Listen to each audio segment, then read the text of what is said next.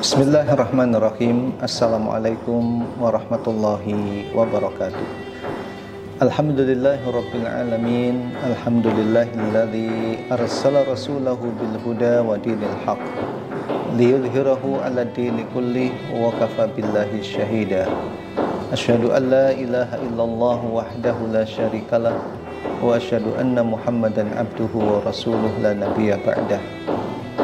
Allahumma salli wa sallim ala nabiyyina Muhammadin wa ala alihi wa ashabihi wa man tabi'ahum bi ihsanin ila yaumiddin, amma ba'd.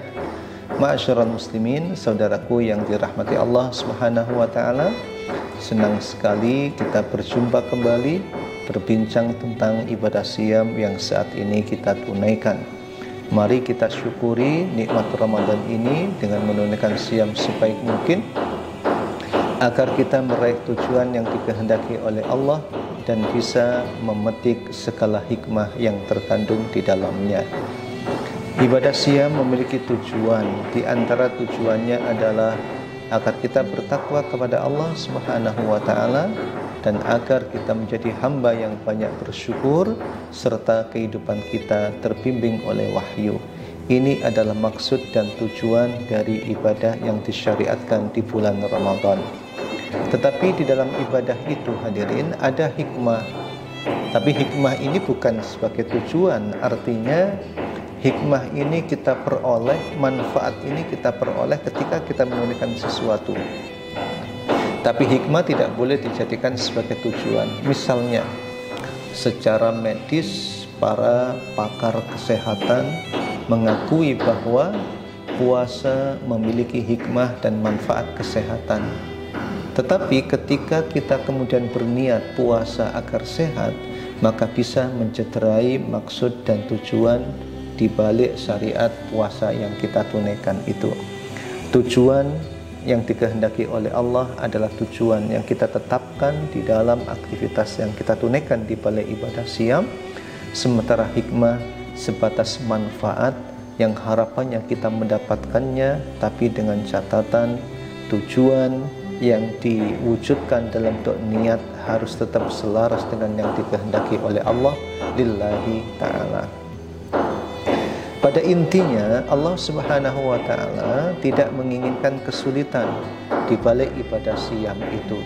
Justru Allah menegaskan, yuridullahu bikumul yusra wa la yuridu bikumul usra.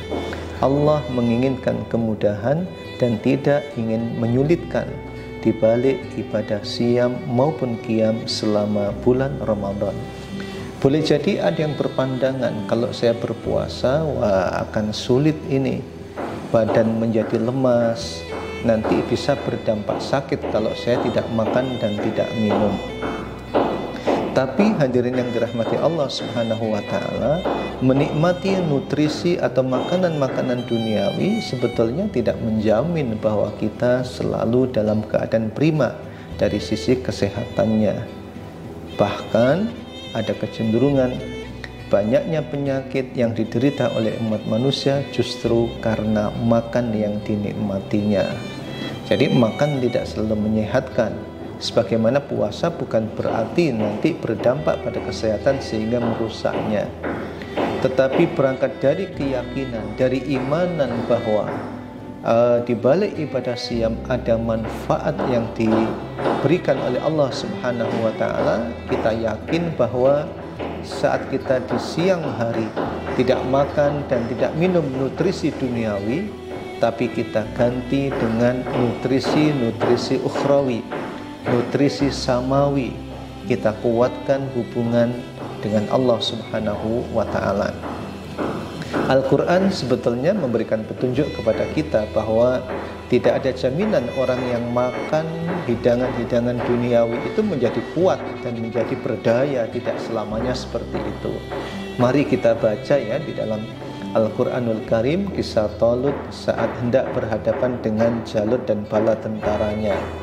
Justru Talut mengingatkan para pasukannya saat menjumpai sungai nanti, hati-hati loh ya, bahwa faman syariba minhu falaysa minni, yang banyak minum sungai itu bukan bagian dari kami.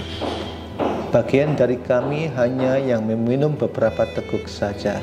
Dan betul terbukti saat berjumpa pasukan Talut dengan pasukan Jalut, pasukan dan anak buah Talut yang kebanyakan minum di sungai tadi, nah ini bahasa Jawanya itu kelempokan, sehingga kemudian tak berdaya. Jadi makan dan minum tidak selamanya kemudian menyebabkan kekuatan dan menjadi dikdaya itu. Untuk saat ini ya, dia mungkin tidak berhadapan dengan pasukannya Jalut ya.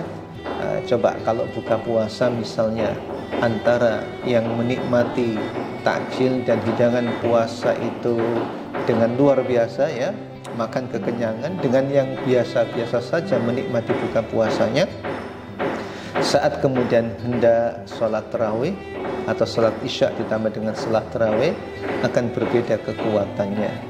Yang kebanyakan makan kemungkinan